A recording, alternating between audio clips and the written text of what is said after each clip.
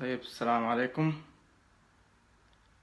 قبل ما أبدأ بس لو في أي زول أونلاين عشان أورينا إنه الصورة والصوت واضحات.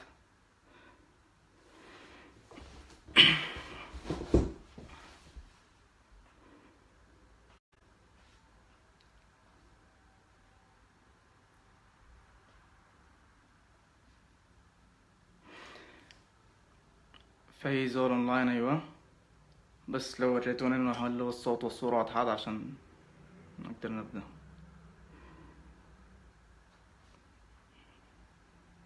عمرو.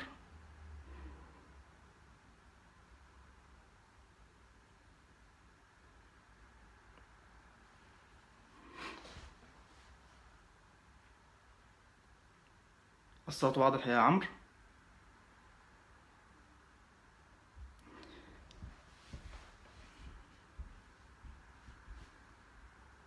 لو في أي زول بس وريني لو الصوت واضح عشان نبدأ الفيديو إن شاء الله.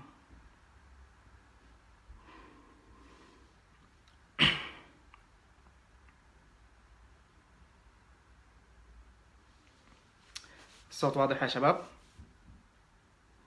لو في أي زول بس أونلاين ورينا الصوت لو واضح. ممتاز. طيب السلام عليكم ورحمة الله وبركاته. أنا أحمد عطل منان محمد أحمد، أخوكم رينال ريجسترار في ميرسي سايد دينري رويال ليفربول هوسبيتال. الفيديو ده مواصلة ل SJDA UK لايف فيديوز كارير جايدنس، وهو حيكون عن ال Training of Renal Medicine in the UK.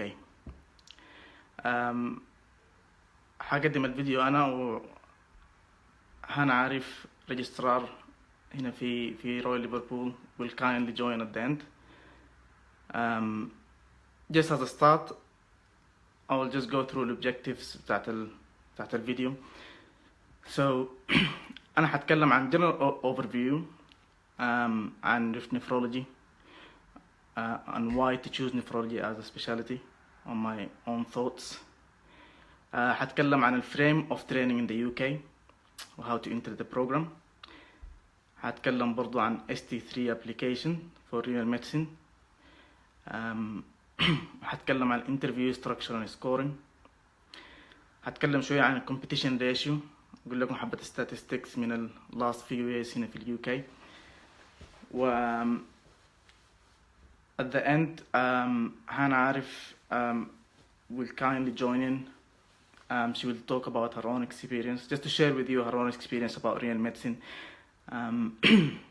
why she chose it and how is it like to be a renal registrar.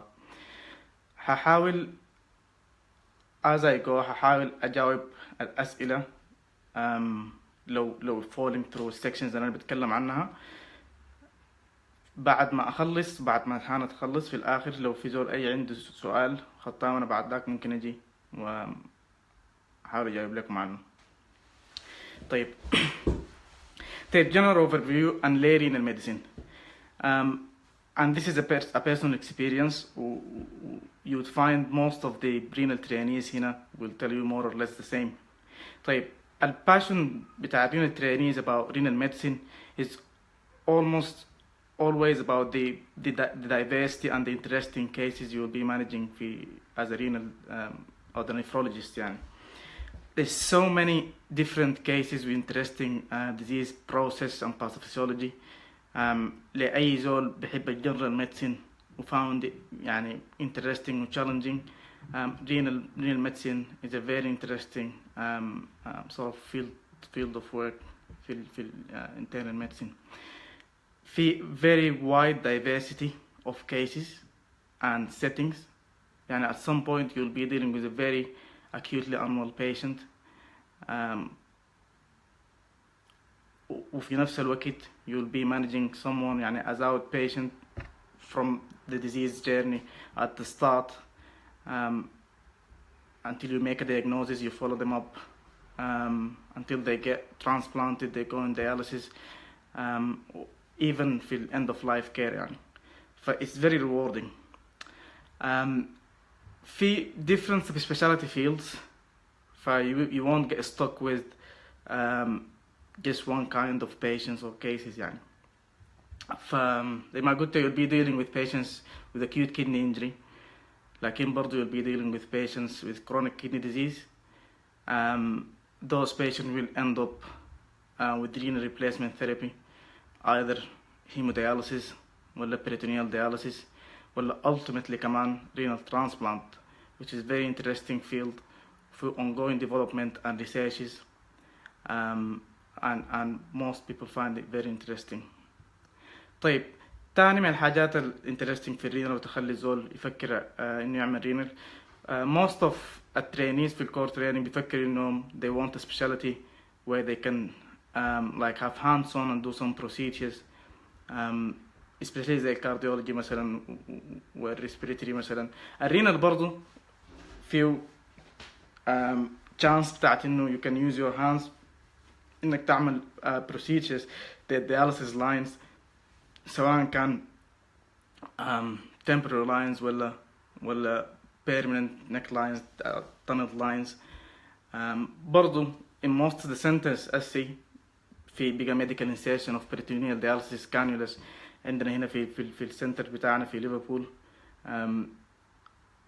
عندها certain criteria, but يعني في good percentage of peritoneal dialysis patients have their tubes put in medically بالنفرولوجيست. دي حاجة يعني most of the trainees find interesting. تاني من الحاجات attracting للرينال ميديسين إنه في wide areas of development. يعني if you're someone who likes to join research projects ولا studies, there is very wide areas of development and researches في الرينال ميديسين. It's ongoing, a trial is ongoing, and it gets applied, as you go. It's very interesting. Out of program period is very well supported by most of the centers. If someone wants to go out of the program for 1 year and do like research projects, fellowships وحاجات زي دي, it's very well supported. فدي حاجة من الحاجات اللي برضو attracting للرينال ميديسين. في نقطة تانية أنا حطيتها هنا, اللي هي يعني some people will find it rewarding, some people will find it يعني مثلا تكون troublesome شوية. في الرينال ميديسين we often يعني we follow our patients as I said يعني من from the start to the end. يعني we know our patients very well من البداية, مما حصلت لهم مشكلة عندها علاقة بالكدنيز لحد ما انت you get a diagnosis, you follow them through الجيرني بتاعتهم, المانجمنت بتاعتهم, you will get involved حتى في يعني if they have problems related to other systems, لأنه often their management are usually specialized and you will be needed to help. الحاجة دي some people find it يعني rewarding, or some people مثلا find إنه في too much involvement, but it's just the way of how you think about it. Personally myself I find it very rewarding. طيب دي my own personal experience و my own thoughts about ليه renal medicine is interesting. شايف محمد عثمان برضو قاعد في الviewers, so he can share his own thoughts في comments if he wants. و at the end حنعرف اللي هي ST3 on her first year في training. She will tell you برضو her own thoughts و her experience throughout the process إنه how she ended up doing renal medicine. طيب طيب تاني هنتكلم عن entry to the program and frame of work and frame of training in the UK. زي باقي medical specialties, to enter the training program in renal medicine, you have to have core medical training competencies or equivalent اللي هو هتكلم عنه أنا later on. Obviously you have to apply في application, ST3 application اللي هو for most of the medical specialties round 1 starts in February time. بعد application, بعد ما تعمل your preferences للريجنز, you will be shortlisted للريجن على حسب الرانكينج بتاعك أو بتاعك, وبعد ذاك you will go through interview بعد الانترفيو if you يعني ربنا وفقك you will end up starting your training. طيب الفريم of training in the UK almost في كل السنترز you can always do just 3 years of renal medicine only training. يعني by the end انت لما تخلص حتكون هتاخد certificate of completion of training as a nephrologist، لكن ما في اي other training. يعني انت ممكن تاخد بس as a يعني single training في renal medicine 3 years. most of the trainees حسب الستاتستيك بتقول انك more than 90% هنا بيعملوا dual training اللي هو 3 سنين بتاع renal medicine وبعد ذاك سنتين زيادة. typically السنتين الزيادة ديل بيكونوا general medicine. يعني انت لما تخلص التريننج بتاعك you will have certificate of completion of training وحتكون في ال specialist register as a nephrologist and a general physician برضو. في other options في ناس they will choose to do intensive care medicine مع الرينال و rarely برضو في clinical pharmacology. أنا personally ما بعرف زول عمل dual renal و clinical pharmacology، لكن بعرف trainees يعني عملوا intensive care medicine و renal medicine، وبعرف ناس كمان عملوا 3 يعني they have to do 7 years they did internal renal medicine 3 years 2 years GIM و 2 years intensive care medicine. برضو دي حاجة أنا I think إنها positive ومن الحاجات برضو بتخلي الزول إنه يعني حاجة attracting about renal training، لأنه at the end يعني there is a chance إنه you can do other specialties the intensive care medicine. طيب as I said most of the centers will give or will provide the whole modalities of training يعني as in either single accreditation or dual accreditation. وبرضو زي ما قلت out of program period is very well supported by the by most of the deaneries and centers. طيب لو في أي زول عنده سؤال في الحتة دي، أنا شايف في أسئلة، لو في أي سؤال لقدام برضو أنتوا بس اكتبوا في الكومنتس و أنا will try and answer. يعني في محمد عثمان وهانا عارف as well they can troubleshoot. طيب نتكلم عن ال ST3 application. طيب ال ST3 application اللي هو الابليكيشن اللي انت هتقدم بيه للرينال ميديسين. يعني انت will start as ST3 specialty training registrar ES3 اللي هي اول سنه في التريننج كريجسترار. طيب ال ST3 application it's more or less the same لكل الميديكال سبيشاليتيز، مع في حبة تغييرات شوية، لكن الفريم ورك في الفريم بتاع الابليكيشن is more or less the same. الابليكيشن هو في موقع اسمه اوريل، معظم الناس بيعرفون. هاخد لينكس للمواقع دي كلها عشان بعد ذاك الناس ممكن تعرفها. طيب الابليكيشن round 1 اللي هو will start usually في February time, most of the time end of February. كويس. طيب قبل ما اخش على الابليكيشن، قبل ما تقدم في حاجات معينة انت المفروض تكون عندك عشان تكون اللي قبل لانك تقدم. طيب qualifications اللي انت محتاج ليها لما انت تكون قبل ما تقدم، محتاج لي MBBS، محتاج لي full MRCP دبلومة،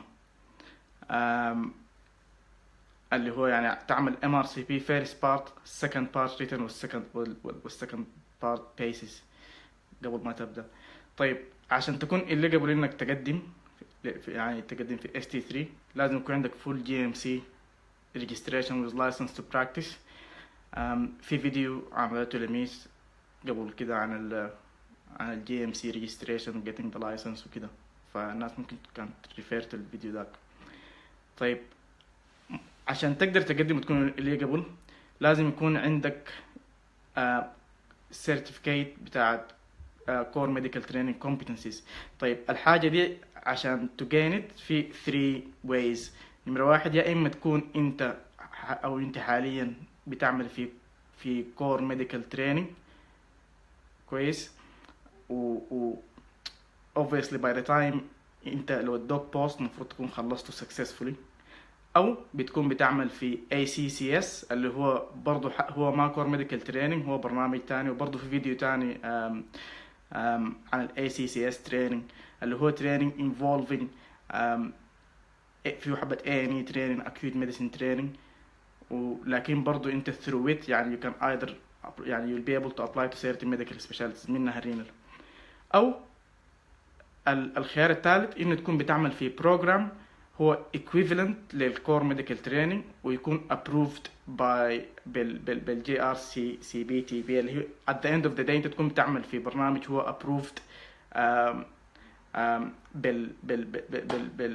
بالبورد هنا. لكن انت you will need يعني at the end في حاجة في certificate اسمها alternative certificate of core competencies. برضو هحط لكم اللينك بتاعتها في الآخر عشان الناس تلقى تشوف معلومات زيادة عنها يعني. طيب عشان تقدم في ST3 round 1 you have to be eligible to work in the UK. في حبة confusion في الحتة دي، لأن الناس بيقولوا طيب هتقدم في round 1 ولا تقدم في round 2 ولا كيف؟ طيب as of the last 3 ولا 4 years أنا ما متذكر، أي زول بيعمل في core medical training program وهو sponsored by NHS England كان apply in round 1 كويس، ما في أي labor market problems في الحتة دي. أنت you'll apply في round 1 زيك زي أي زول تاني يعني، بغض النظر عن أنت بتعمل في شنو يعني. حتى أنت قاعد بتاير 2 application sponsored by NHS England you can apply in round 1. otherwise you might have to apply في round 2. تمام. طيب في حاجات تانية اللي هي generic مطلوبة في أي application في أي حاجة في البلد دي، اللي هي fitness to practice و language skills، والأسئلة اللي كلنا بنجاوب عليها على نوع بتاعت إن أنت عندك convictions ولا ما عندك convictions ولا عندك court problems ولا كده. طيب دي الحاجات اللي بتخليك أنت اللي قبل إنك تقدم في round 1 في ال ST3 application. تمام. طيب في حاجات تانية desirable للرينال medicine وزيها زي أي other specialties اللي هي أنت يعني لو ما عندك هي is not a must، لكن مثلا will score you better في الابليكيشن اللي هي زي الهاير ديجريز. و ده برضو لو انت عندك اي evidence بتاع experience in managing renal patients، يعني لو عملت قبل كده روتيشن بتاع renal medicine، لو في عندك evidence بتاع competencies في procedure skills، يعني لو عندك evidence بتاع competencies انك بتعمل مثلا central cannulation ولا حاجه بالشكل ده، دي desirable. obviously لو عندك audits ولا quality improvement projects عندها علاقة بالرينال دي برضو desirable. ولو عندك teaching لو انت كنت involved in teaching or organized teaching يعني in general، او لو عنده علاقة بالرينال برضو desirable. هحط لكم برضو اللينك بتاعت ال personal specification criteria بتاعت most recent يعني بتاعت 2018 بتاعت ال ST3 application للرينال medicine، هتلقوا more information هناك. تمام. طيب في أسئلة شوية كده جاتني هنا بس أنا just going to try and answer. أحمد سعيد قال التدريب كم سنة؟ التدريب يا أحمد سعيد 5 سنة، ST3 ST4 ST5 ST6 ST7. تمام. 5 سنة دي لو أنت عامل زي أغلب الناس ما بيعملوا زي ما أنا عامل، لو عامل dual accreditation يعني عامل renal medicine ومعاه general medicine، أو renal medicine ومعاه intensive care مثلا. كويس. لو انت هتعمل رينال ميديسين بس هيكون التريننج بتاعك 3 years، لكن انت هتكون يعني انت في الاخر يعني هيكون عندك certificate of completion of training as a nephrologist، ما هتكون general physician. تمام. يعني to conclude 3 سنة if you're doing only renal medicine، 5 سنة لو انت عامل dual accreditation مع حاجة تانية. طيب سلامات هندوف، اهلا يا سامي ان شاء الله. طيب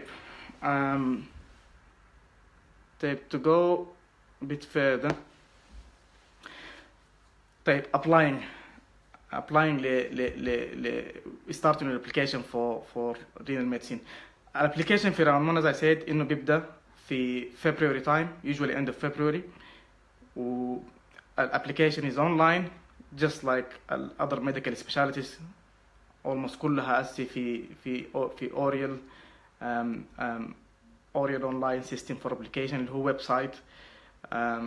برضو أنا will provide you a link information على الويب سايت ده هو الويب سايت الأسي بتقدم به انت ST3 application، لكن برضو هو في نفس الويب سايت في التقديم للكور تريننج وكده. طيب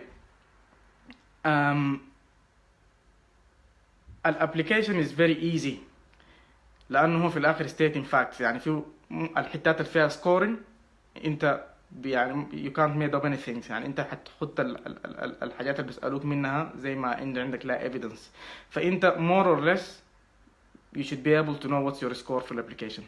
المفروض تكون عارف لأنه هو في guidance بتاع scoring برضو هحط لكم اللينك بيوريك انه انت سكورك كم. طيب انا I will just go through الحاجات اللي فيها scoring واوريكم يعني tips شوية. طيب في sections في الابليكيشن بتاع رينال. الفيرست سيكشن هو البيرسونال انفورميشن، الانفورميشن عن نفسك وده more or less the same في السبيشاليتيز كلها. You'll be asked questions about just to figure out your eligibility اللي هي الحاجات اللي حكيت لكم عنها قبل شوية. questions تحت الفيتنس to practice، الأسئلة الكثيرة اللي بتجاوبوا most of the time no. You will be asked برضه في السكشن اللي بعد ذاك عن references. طيب زي باقي السبيشاليتيز you will be asked to provide 3 references. ال 3 references دي المفروض يكونوا directly supervising you في الكلينيكال براكتس بتاعتك في over the last 2 years. واحد منهم المفروض يكون your current supervisor، يعني انت في اي حته قاعد فيها، لو قاعد في UK ولا مقدم من برا من اي حته، مفروض واحد من الريفرنسز بتاعك الريفريز بتاعك يكونوا ريفرنس عندك يكونوا من اللي هو الموست كارنت سوبرفايزر. طيب competencies، النكست سيكشن هو competencies. is it necessary to have an additional degree to get into training؟ طيب دي يا احمد سعيد زي ما قلت لك قبل شويه، انت دي من الحاجات الديزايربل، يعني لو انت لو عايز لو عندك higher degree كويس ماستر او بي اتش دي زي ما هشرح لك بعد شويه you will score more، لكن it's definitely not necessary. طيب competencies ده السكشن اللي بعديه واللي هو هيسألوك من انه عندك core medical training competencies ولا لا، ودي هي more or less eligibility يعني اللي هي بالطرق الثلاثة اللي ذكرتها لكم قبل شوية. طيب في تاني سكشن بتاع employment history you should be able to provide the employment history بتاعك. وفي سكشن بتاع evidence. طيب السكشن بتاع evidence ده هو السكشن اللي فيه السكورينج بتاع الابليكيشن كويس. طيب باقي السكشنز دي يعني التاسك بتاعتها انه نمبر 1 انت eligible ولا لا، يعني من البدايه انت eligible ولا لا. نمرة 2 ممكن يستخدموها as a commitment، يعني بعدين لما نيجي يعملوا لك سكورينج في انترفيو في ستيشن 1 بيعاينوا الكوميتمنت بتاعتك في مثلا ممكن يستخدموا باقي الحتات هنا. طيب الايفيدنس دي زي ما قلت لكم teaching. طيب teaching experience في كم ليفل، على حسب الليفل اللي انت عامله بيدوك سكورينج. يعني الليفلز هي برضه هحط لكم اللينك انه انت لو organizing teaching at مثلا at a national at a regional or يعني لو انت organizing teaching just sporadic يعني ولا كده، اي واحده عندها سكورينج. فانت عشان كده لو هتستعمل رينال لو هتستعمل اي حاجه تانية it's always good انه يكون عندك يعني تسكور كويس في التيتشنج.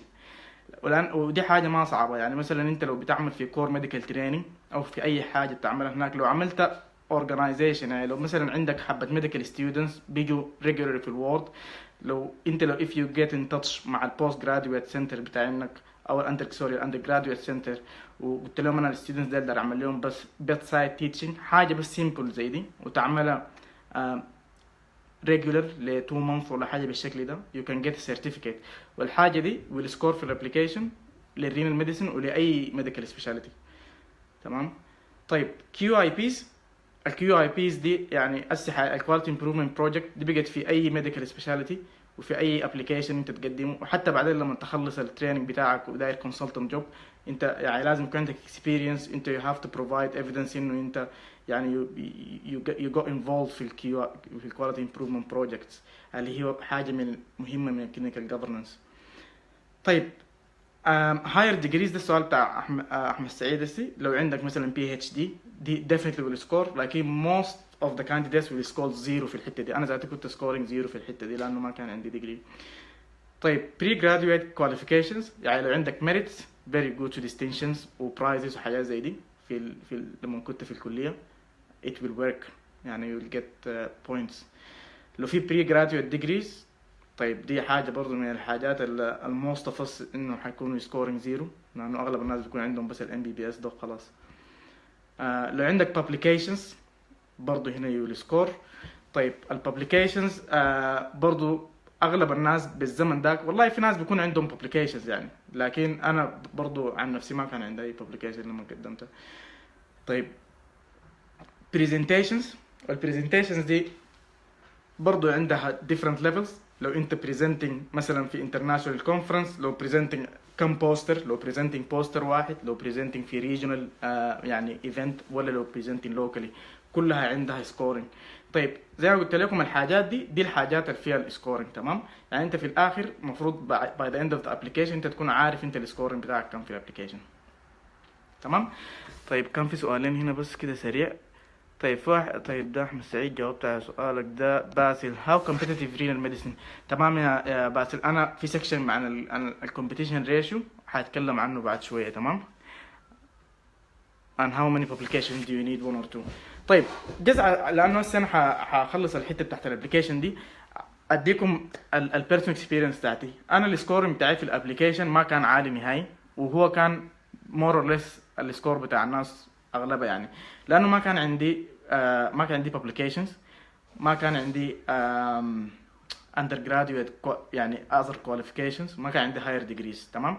يعني انا scored في التيتشنج، I scored في QIPs، والحاجه دي اصلا باي ديفولت اي زول عنده كور ميديكال كومبتنسيز اس QIPs يعني دي كور كومبتنسي. انت يعني مور اور ليس مفروض يكون عندك سكورز في QIPs والتيتشنج تمام. طيب عشان اجاوب سؤال باسل you don't have to have any publications كويس. more or less as registrars في الريجن بتاعنا most of them they got into training without any publications. وانا هتكلم لكم عن الكومبيتيشن ريشيو in a second، يعني هوريكم numbers و statistics. طيب برضو في الكومنتس سيكشن هحط لكم لينك عن الابلكيشن سكورينج، وانه كيف يعني السكورينج بيتعمل وكده عشان تكونوا عارفين يعني more details. طيب what next لما تخلص السكشنز دي في اخر سكشن او اخر تو سكشنز في بيسالوك من البريفرنسز بتاعت الريجنز اللي عايز تشتغل فيها تمام. في مور اور ليس 1 2 3 4 في 4 ريجنز تمام. طيب في ريجن بتاع لندن اند ساوث ايست كويس. في ريجن واحد فيه يوركشير اند هامبر، نورث ايست، نورث ويست، وايست ميدلاندز. في ريجن بتاع اسكتلند، وفي ريجن بتاع ساوث ويست ويلز تمام. طيب فانت في الاخر more or less انت you'll have to rank them يعني الفور regions. فاكيد احسن حاجه انك تكون تاخدهم كلهم في الكولوم بتاع انك انت عايزهم كلهم، لكن تاخد الرانكينج بتاعك على حسب انت داير شنو. الداتا والستاتستكس بتقول انه اذا ما كل الابليكانتس اكتر من 90% من الابليكانتس will get their first choice انه they will get interviewed في الفيرست preference بتاعهم الريجن. ده ما معناه انه كلهم حيلقوا جوبس، لكن دي حاجه بوزيتيف انه انت في الاخر الحته الريجن اللي عايز تشتغل فيه اتليست انت you'll get a chance بتاعت انك تاخد الانترفيو فيه تمام. طيب بعد ما يعملوا الابليكيشن بتاعك more or less كل الكانديديتس they will get interviews تمام. ودي الحاجه اللي كانت حاصله في last few years according to the statistics اللي قاعده في الويب سايت بتاع ST3 recruitment. طيب الانترفيو ستراكشر، الانترفيو بتاعت الرينال ميديسين الناس اللي جات الانترفيو ورك شوب بتاع السنه دي والسنه اللي فاتت ممكن يكونوا يعني عندهم حبه فكره زياده عن الحاجه دي. طيب هي 3 ستيشنز تمام. زي باقي اغلب الستيشنز بتاعت الميديكال سبيشاليتيز. الستيشن الاولى هي بورتفوليو ستيشن، اللي هي عباره عن بيكون فيها evidence check، يعني الحاجات اللي انت you claimed you have في الابلكيشن they will check it. يعني انت انت حتجي حيكون عندك فولدر اسمه في تو فولدرز، فولدر اسمه eligibility، فولدر اسمه evidence folder. حتحط الفولدرز تاع انك it will be checked يعني في ستيشن 1 دي، اللي هو دي حيشوفوا الايفيدنس بتاع الحاجات اللي انت خطيتها. تمام. they will go through البورتفوليو حقك، verify البوينتس اللي انت قلتها you claimed. كويس. السكورينج في الستيشن دي will be for basically two يعني في حاجتين، واحدة منهم suitability للسبيشاليتي، والثاني هي الكوميتمنت، يعني يعني to how extent they think you're committed للرينال ميديسين. الحاجة دي will be through حاجتين، اللي هي نمرة واحد بيشوفوا السي في بتاعك، يعني زي ما قلت لكم بيعملوا تشيك للإيفيدنس اللي عملته. الحاجة الثانية بيسألوك يعني دايركت كويشنينج، يعني انت زي ما انه في اسئله يعني حتكون محطوطه في الليست شنو في الابلكيشن، يعني انه هي ما فيها سكورينج، لكن يو بي asked انه why you choose renal medicine وكده. ممكن يسالوك سؤال زي ده، او ممكن يسالوك سؤال يعني بتاع انه why do you think انه انت suitable للرينال ميديسين وكده. تمام. بيزيكلي الستيشن دي يعني انا لو هاخد فيها تيب واحده انه انت حاجه كده اسمه شنو يعني تساعدك شديد فيها، اللي هي ال ST3 personal specification. تمام. ال personal specification بتاعت الير اللي انت مقدم فيها. كويس. انا هحط لكم اللينك بتاعت 2018 اللي هو انت you will just go through ال personal specification، فيها essential وفيها desirable، وانت في الاخر يعني انت هتقوم تشوف الديزايربل دي انت عندك شنو يعني كريدت فيها، وتحاول تفوكس اون يعني. وهي الاسئله مور اور ليس هتكون في الحاجه دي، يعني هم في الاخر عندهم بيرسونال سبيسيفيكيشن للزول اللي هم دايرين انه يكون في التريننج. فانت if you study الحاجه دي well in advanced حتى من بدري you can plan حاجاتك كلها، يعني الابلكيشن والسي في بتاعك عليها. تمام. طيب ستيشن 2 عباره عن clinical scenario. in most of the cases الكلينيكال سيناريو ما بيكون very complicated ولا اي حاجه.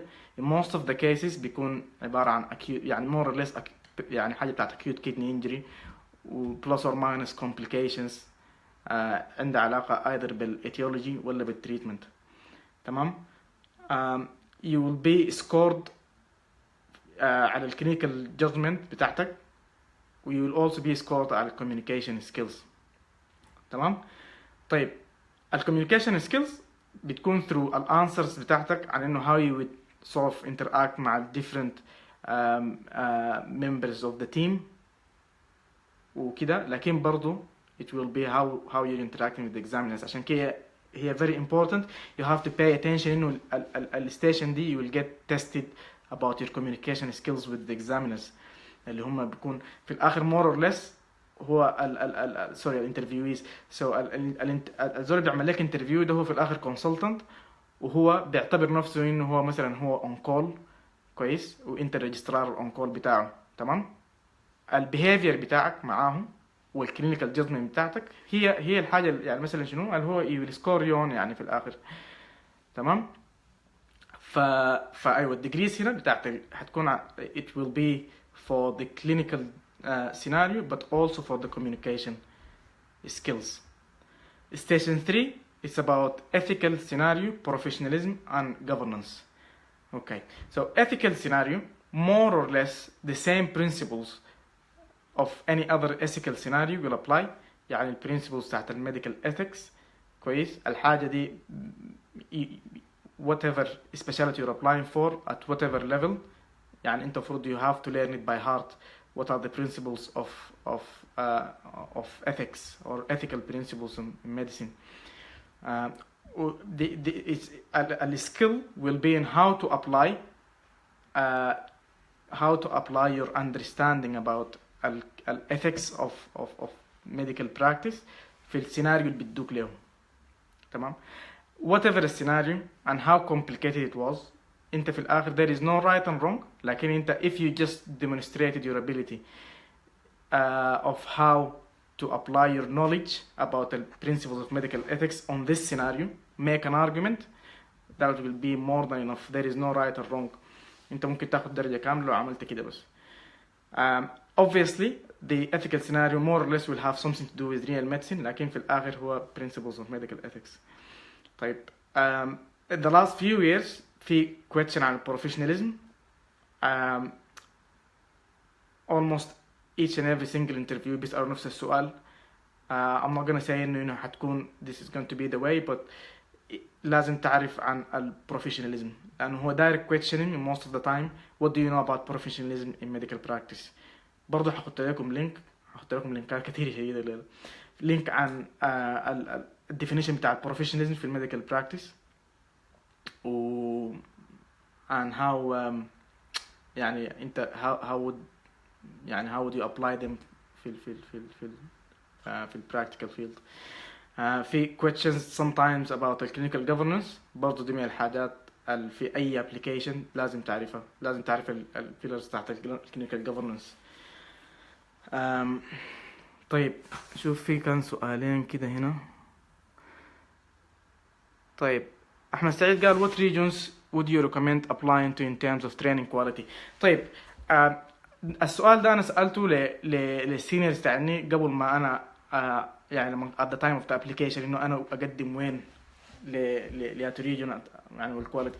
طيب in terms of just quality of training more or less أنا I would say is the same. يعني إحنا بنعرف trainees من كل الحتات في الآخر يعني في national standard واحد. بتبقى الفرق في شنو؟ بتبقى الفرق في إنه أنت البرايورتيز حقتك تمام. يعني مثلا أنا بالنسبة لي I can't go down south يعني في لندن لأنه أنا I think مثلا life in London is too fast وما بقدر أعيش مثلا في لندن. فدي حاجة أنا مثلا يعني أنا would refrain from. كويس. في حاجة تانية أنت ممكن أنت تاخدها في بالك إنه على حسب الريجن اللي بتقدم له وعلى حسب الحتة اللي بتخدها في بعد ذاك بيجي فرق في إنه مثلا المستشفيات القريبة من بعضها يعني أنت you'll be allocated to a deanery كويس بيكون فيها different numbers بتاع hospitals. يعني مثلا في الريجن بتاعنا إحنا في ميرسي سايد عندنا 3 hospitals بس يعني rotate يعني around 2 منهم inside Liverpool and the third one is like 20 minutes outside Liverpool. So this was the main reason why I chose Merseyside, for example, for myself. Besides, I knew trainees there and they said the training quality is good. Okay. It's always good to ask around. لكن as I said بتبقى في الآخر priorities. في حتات there is more workload in some places more than others. Obviously في big cities. يعني if you're going to choose a job in London regardless what the specialty it's going to be very challenging. يعني renal medicine per se is a busy job لكن لما تمشي حتة زي لندن it's going to be very challenging. Manchester for example is very busy. Newcastle Leeds very busy. فيعني هذا سيد في الآخر الريجونز quality of training أنا I think يعني ما في much of a difference. بس بعد ذاك تبقى في إنه أنت عايز تمشي وتقعد وين وعلى حسب يعني how big is the deanery. يعني مثلا في deaneries you'll end up rotating through 6 or 7 hospitals بيكونوا بعيدات من بعض. you'll be faced problem with like يعني انت تقعد في حتة واحدة تعمل communication لحتات تانية وكده. في deaneries small they're Merseyside تاني انا عامل دعاية Merseyside. ف this is my own experience. هانا I don't know if you have any other thoughts وعكش برضو لو عندك فكرة تانية. طيب دقيقة معايا يا شباب بس شوف لو في طيب هانا ايوه طيب تمام مور ليست نفس السلام. طيب كويس. طيب اجي حتة بتاعت الكومبيتيشن ريشيو.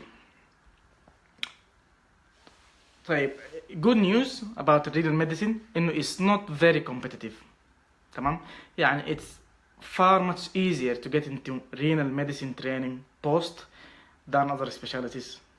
لكن بتجي الحتة في بتاعت إنه you have to convince interviewees إنه أنت you're really investing in renal medicine.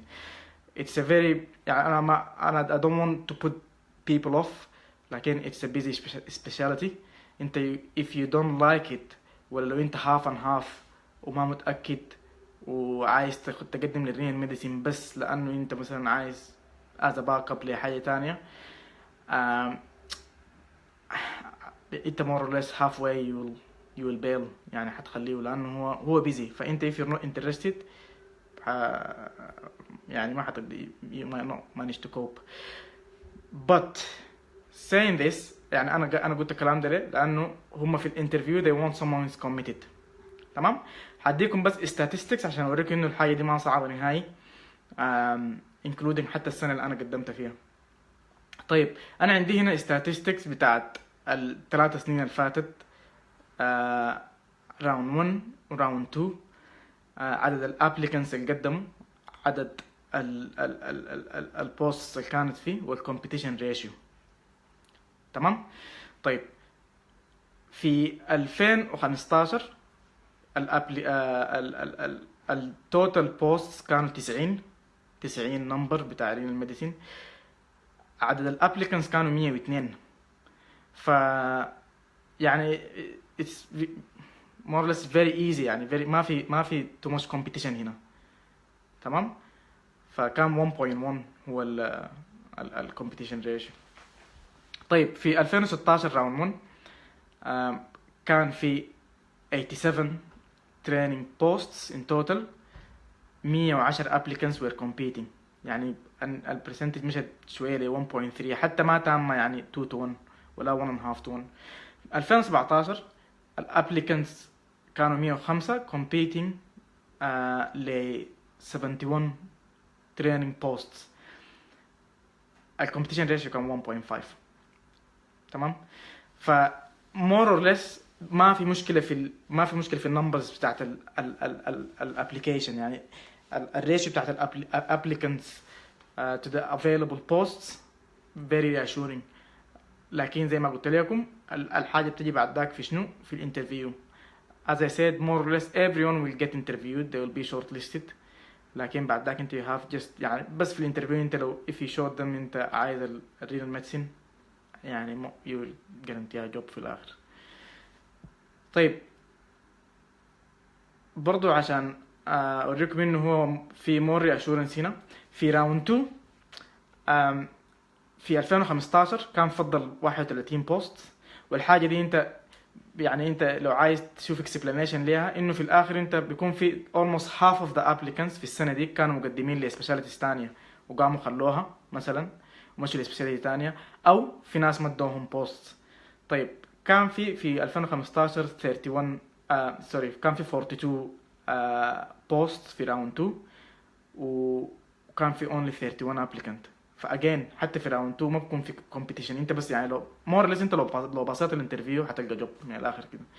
2016 نفس الشيء. 2017 كان في 29 بوست فضلوا في راوند 2 ناشونالي وفي الابليكانتس كانوا 29. يعني برضو لو اي زول نجح في الانترفيو هيلقى جوب. تمام. الانترفيوز دي على حسب الريجون، يعني مثلا انت لو انا عملت الانترفيو بتاعتي، انا كنت خطيت البريفرنس بتاعي كان يوركشير اند هامبر، نورث ايست، نورث ويست، وايست ميدلاندز. بيكون في سنتر واحد للدينريز دي، بيكون في دينري واحده عامله الانترفيو للريجون ده.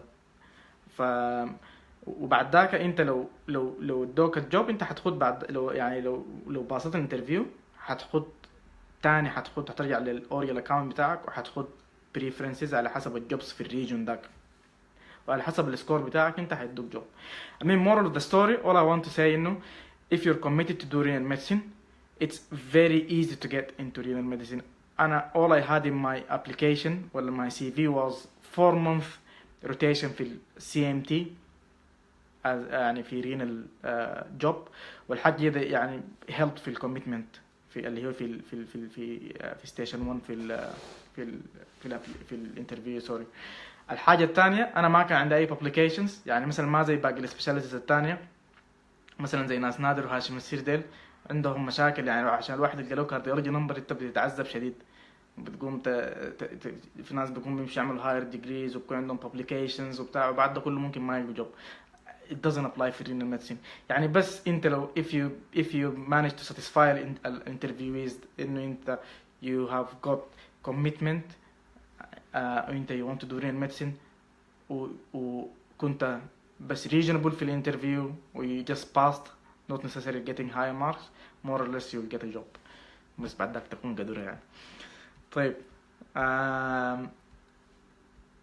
دي الحتات اللي كنت عايز اتكلم عنها. انا هقوم احط لكم لينكس عن الحاجات اللي قلتها كلها، الابلكيشن والسكور بتاع الابلكيشن والاستاتستيكس والحاجات دي كلها والبيرسون سبيسيفيكيشن كرايتيريا هحط عليكم في الكومنتس بعد شويه. طيب لو في زول عنده سؤال اسي في الحته دي ممكن يسالني، لو ما في زول عنده سؤال I will ask Hannah Arif just to share her experience with you. Hannah Arif is ST3. She got her job in August, and she has been doing renal medicine for the last 6 months as a training registrar. So I'm just going to get Hannah Arif into the video now. If you guys ask me, put it on the comment bit and I'll try and answer. This way, here we go. Hi Hannah. Hello. Go on, you've got the mic now. Great. Yeah, so like Ahmed said, I've been in the post for about 6 months now. I'm a Liverpool graduate, so I studied in Liverpool and I've trained in Liverpool for the past 5.5 years. I had done a 4-month job in renal medicine, and I'm currently working in the same trust that I worked at as an SHO, which is a big help. Because a lot of the problems when you start as an ST3 isn't necessarily the knowledge of renal, but it's also just getting things done in the hospital you work at. So that's quite an advantage, knowing how the hospitality departments run. I'm a dual accredited trainee as well, so I'm doing general internal medicine and renal, so I'll be doing the 5-year route as well for my CCT. I graduated in 2012 as well, so I've pretty much gone straight through into registrar training. Again, like Ahmed with my application, don't worry too much if your pre-interview score's not very good. I didn't have very much, just a quality improvement project and the 4-month rotation. That's enough to show dedication to speciality, and you can pull a lot from a 4-month renal rotation for your interview as well.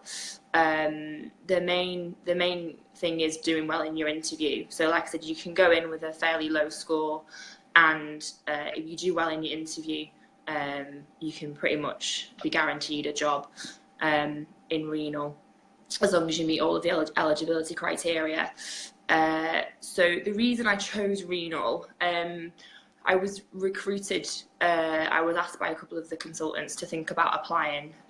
So I think it's always a good sign if you're working in a department and the seniors want to consider you for the team. It means that you've shown some qualities that mean that they think you'll make a good renal registrar and renal consultant. It's really varied, it's a really complex speciality, you'll never be bored, and if you enjoy renal, it's a really great job. And like Ahmed said, it can be very stressful. It can, because you're covering a region, because in the UK renal centres are regional, so you'll be covering several hospitals when you're on call. You won't have to go to the different hospitals, but you'll be receiving calls from different hospitals, so it can get quite intense. So the kind of things that you get to cover with renal is quite varied. So you've got, from the clinics, you've got your CKD clinics, and you also get transplant experience as well. You'll get some acute transplant, but also you'll obviously have your transplant clinics for your stable transplant patients as well. You've got your acute AKIs. Our centre is a plasma exchange centre as well, so you get to experience that. And the AKIs that come in, and when you're initiating dialysis on these patients, as well as the chronic hemodialysis patients, the centre you'll be working in will have a dialysis centre as well. And also you get to work with lots of different departments. There's lots of MDTs. You work closely with the histopathologists, obviously, with the interventional radiologists, and also the transplant surgeons as well, if your hospital has got a transplant team there as well. There's lots and lots of opportunities for research, so if that's something you're interested in, it's almost expected of the renal trainees.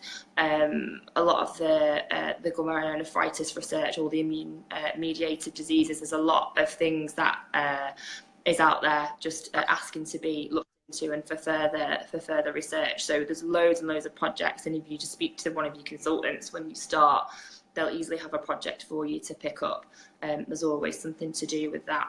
And like I said, it's very supported. Take a year out and pick a research project. That'll be pretty straightforward usually. And like I said, it's often expected. So what else to say? From personal experience, so an average on-call, it depends what hospital you work at. So our on-calls work on a 24-hour basis, where you are in hospital for 12 hours and then non-resident at home for 12 hours, taking calls from the regions. Can be very busy. One thing that is different as a renal registrar compared to other kinds of medical registrars in the UK is there's a lot of organising beds, bed management, transfers, things like that, because you're having to manage beds for the whole region, not just for your hospital. Other specialities don't have to do that, and it's something that's quite unique to renal as a speciality, and it's just something else that needs to be thought about, as well as all the medical and clinical work that you have to do as well. You have to work quite closely with the nurses and the nurses in charge of the wards and get on well with them. So you need good people skills for that, to make sure that they can help you facilitate things like that. Clinics, again, they can be very busy. So with the specialities, sometimes because the demand is so high and because you're covering a region, sometimes clinics can have up to 60 patients in them, and can be quite stressful and very busy. You've always got support from a senior. Renal is a very senior led speciality, and there is more often than not a consultant around to speak to if you've got any issues, and it would be expected just because it's quite a niche speciality. You get a chance to manage patients independently, and that would be expected as well when you're on call, but there's always the safety net of knowing that there's someone senior around to help if you need it, again, because it's such a niche speciality. With regards to work-life balance, something that maybe female trainees think about more potentially, renal can be quite demanding. It's probably not one of the more child-friendly specialities, but that's not to put off people applying that obviously have a family, or have family in the future. Less than full-time training is something that you can do, and something that can be done in the UK, so working 4 days a week, 3 days a week if needed. You have to have an understanding family. Often you might have to stay late with an emergency. Sometimes if you're on call, you might have to go back in to do an emergency procedure, put a line in someone that needs dialysis. So having an understanding family is good, and lots of support. But it is possible, but it's not one of the more like I said, family-friendly specialities, but it is something that's definitely possible to balance both, as long as you've got support. So essentially, it's a really great speciality. I absolutely love it. And like Amin said, you have to be really passionate about renal medicine, really love it. If you don't, you won't find it rewarding, and you'll kind of struggle with the workload, because you kind of won't see the point, and if you're not enjoying it, and if you're just kind of doing it for the sake of it, you will find it difficult, because it is quite a demanding speciality. So I've been doing it for about 6-7 months now. When you first start, it will seem quite intense, and especially if you've not trained in the UK before, or if you're moving hospital to a different deanery, that can make things twice as hard. I was quite lucky in that I was working in a department where everybody knew me, I knew everybody, I knew how things worked, I knew how to get things done. However, that takes a couple of months, and you have a lot of other registrars around you, you have other consultants to help you, and there's always someone to ask if you're not sure. So initially starting, it can be difficult, but that will pass. It will get better, and once you've kind of got used to the way the system works, then it makes things a lot easier. So that's mainly all I had to say about kind of my perspective of being a renal trainee. I don't know if anyone's got any questions. I can't see any. Nice one. Thanks, Hannah. I think if anyone has got questions for myself or for Hannah, she's tagged in the video, so you can just put it في الكومنتس. بس اكتبوا الأسئلة بتاعتكم and we will try and answer إن شاء الله. Okay, طيب شكرا جزيلا، إن شاء الله كنا خفيفين عليهم. Thank you very much, Hannah. You've been very helpful. No problem. Thanks a lot. Okay. Bye bye. See you tomorrow. Bye. Bye bye.